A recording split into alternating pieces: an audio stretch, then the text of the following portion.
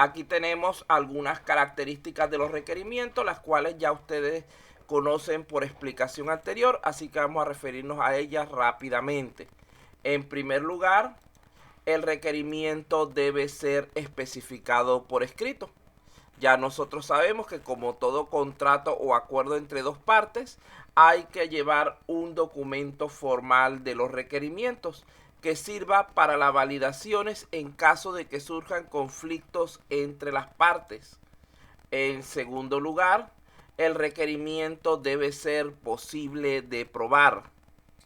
Esto lo que significa es que si el requerimiento no se puede verificar, entonces ¿cómo se sabe si se cumplió o no? El requerimiento debe ser algo que podamos de alguna manera evaluar, verificar, validar. Si no cumple con esta característica, no se puede considerar como un requerimiento. Número 3. El requerimiento debe ser consistente. Lo que significa esto es que no debe presentar contradicción u oposición con ningún otro requerimiento. No debe chocar con otro requerimiento existente. Allí tenemos, por ejemplo, podemos hablar de lo siguiente. Supongamos que tenemos dos requerimientos que por separado son correctos, pero cuando empezamos a trabajar con ellos juntos, resulta ser que nos dan resultados de error.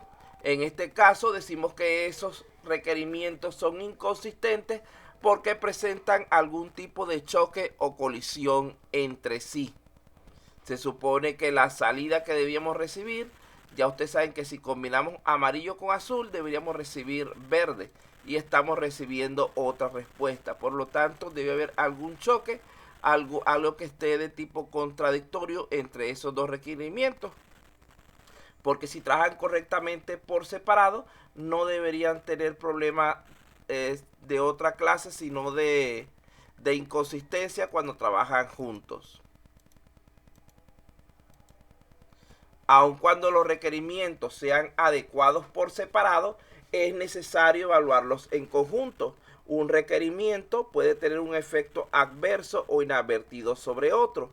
Los requerimientos, cuando se combinan, pueden también no producir la función principal deseada. Y todo esto entra dentro de la inconsistencia. Vamos con la siguiente característica. Los requerimientos deben ser concisos. Decimos que un requerimiento es conciso cuando es fácil de leer y entender. Su redacción debe ser simple y clara para aquellos que vayan a consultarlo en un futuro. La siguiente, que es parecida pero no es lo mismo, es que no deben ser ambiguos. Además de ser fáciles de leer, que es la parte de ser concisos, los requerimientos deben tener una sola interpretación. El lenguaje usado en su definición no debe causar ningún tipo de confusión al lector. Esto pasa mucho, sobre todo cuando, por ejemplo, en español o con el mismo idioma hay palabras que tienen más de un significado. Entonces debemos estar pendientes cuando vayamos a construir nuestro requerimiento, que ese significado de la palabra sea evidente dentro del contexto que estamos redactando. Por último, decimos que el requerimiento debe ser completo. ¿Qué significa esto? Que no debe necesitar que se amplíen detalles en su redacción, es decir, debe proporcionar información suficiente para su comprensión. Esto lo podemos ver de la siguiente manera. Imaginemos que tenemos un requerimiento. Si presenta digamos que falta de completitud, que carece de ciertos elementos, lo más probable es que cuando estemos ejecutando la función correspondiente a ese requerimiento termine fallándonos el sistema. La imprecisión de los requerimientos aceptada inicialmente como válida puede crecer hasta niveles inaceptables al construir la función, ya que los datos pueden perderse, malinterpretarse entre las diferentes fases. Por lo tanto, hay que procurar desde el principio la completitud de los requerimientos. Vean que esta parte de lo que es el manejo inicial de los requerimientos está relacionada con la actividad llamada comunicación dentro de las 5 actividades fundamentales del proceso de desarrollo de software, donde lo que buscamos es traducir esos requerimientos del lenguaje natural del cliente al lenguaje técnico de lo que es el programador. Recuerden que el lenguaje natural del cliente, por lo general, es el lenguaje técnico del negocio en el que él se encuentra. Si nuestro cliente es un médico, su lenguaje natural será el de la medicina.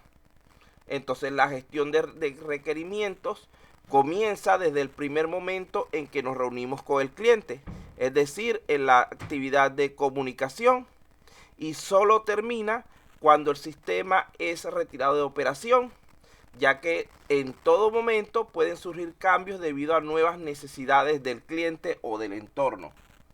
Vamos a ver qué tanto entendieron de lo que se les explicó. En primer lugar, ¿qué es un requerimiento?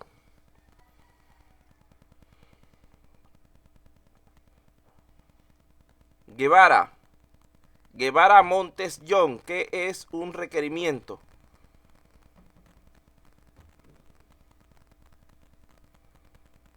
Guevara.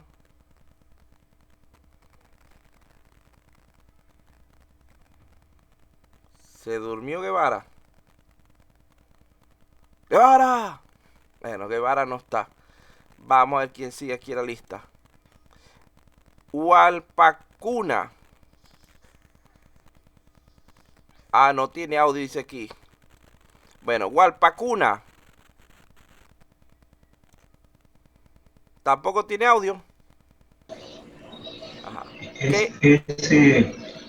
Es una especificación o un... ¿sí? ¿Cómo? No le hable completo. Una especificación o...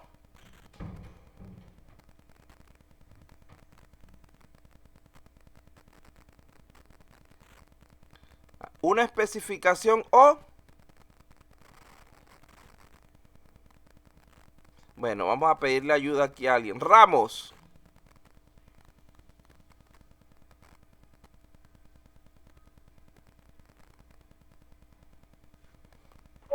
Es como una normativa, es algo que se especifica, algo para como quedar el punto, qué cosa es lo que quieres, un requerimiento, qué es lo que quiero, por decirlo. Bien, bájale un poquito el volumen al audífono, bien, por el momento. El requerimiento para nosotros, en pocas palabras, va a ser simplemente una característica o condición que debe cumplir el software, bien sea una limitación o bien sea una función. Vamos a ver aquí. Pregunto, ¿quién establece los requerimientos? ¿El cliente o el desarrollador?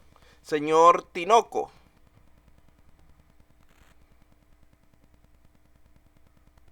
O escríbalo por el chat, si no. El cliente. El cliente es quien establece los requerimientos.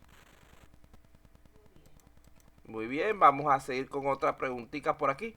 ¿En qué lenguaje se presentan los requerimientos inicialmente dentro del proceso de desarrollo de software?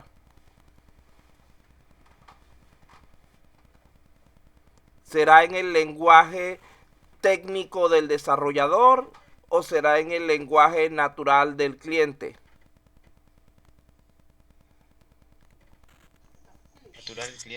En el lenguaje natural del cliente, En el profesor. lenguaje natural del cliente, porque el cliente es quien genera los requerimientos. Ese lenguaje natural suele ser lo que es el lenguaje técnico del negocio.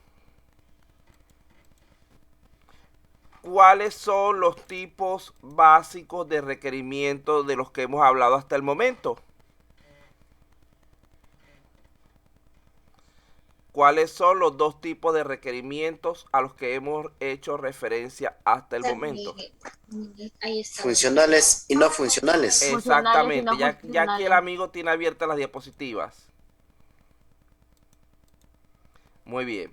Entonces, en este momento vamos a comenzar a hablar ahora acerca de requerimientos funcionales y requerimientos no funcionales.